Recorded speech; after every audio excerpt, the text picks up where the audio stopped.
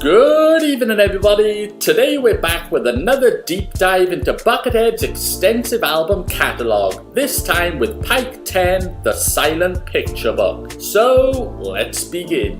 Woo!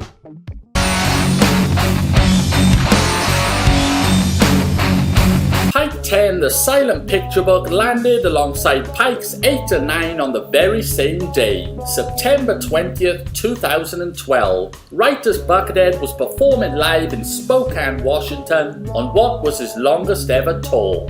Pike 10 is another one of the few Pikes to be sold with its original cover, and once again is provided by Buckethead's Sticks, with a rather cool photo of Buckethead's classic yellow raincoat donning the back cover.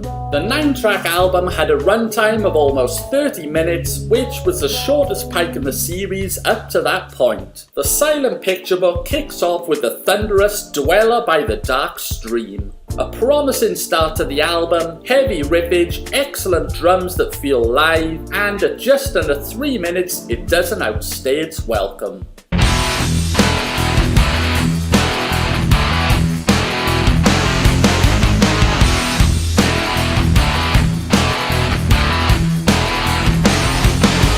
Next up comes the excellent Blind Cyclops, a track that was seemingly recorded during the same sessions as Pike 8 and 9, an instant favourite, full of emotion, highly enjoyable.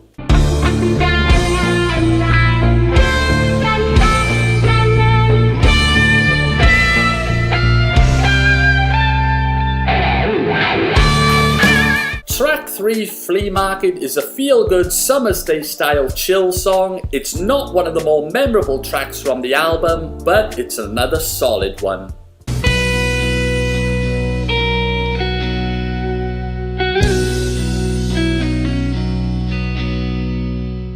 Track 4, 3 Steps, mixes things up with some heavy bass slapping and finger nubbing, and even though it's one of those oddball Buckethead style songs, it flows well and keeps the album moving along nicely.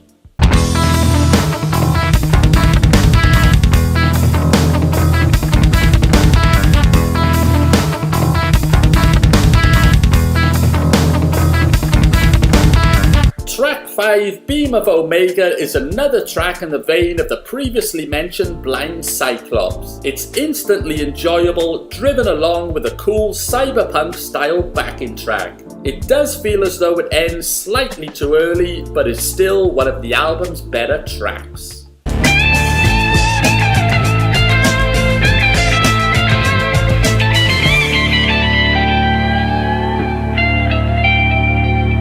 Track 6, Whiribird, has a killer opening riff that immediately locks you in, followed by bass synth growls, an excellent solo, and finishing off with more heavy riffage. 3 minutes, in and out, excellent song, an instant fan favourite.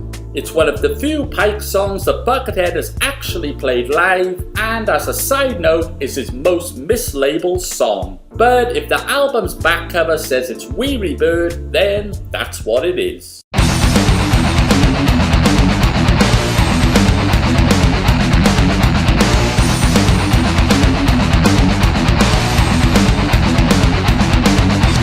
Next up was track 7, Rope Light. Well, if Beam of Omega left you wanting more, then Rope Light delivers it. Packed full of emotion, the bends and feeling in this song take centre stage, Buckethead playing at his absolute finest in what seems to be recorded in one take. It's thoroughly enjoyable and easily one of the album's standout tracks.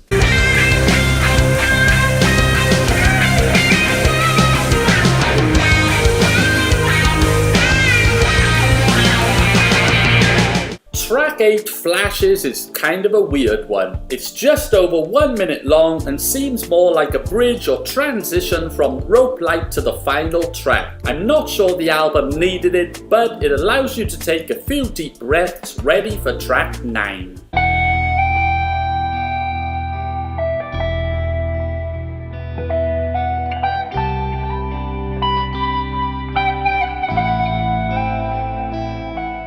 And the final track is Melting Man Part 2, A continuation of Melting Man from Pike 7, Melting Man 2 is an outstanding climax to an outstanding album, with gorgeous fade-ins and masterful handling of the guitar, a top-notch 5-star song to end a top-notch album.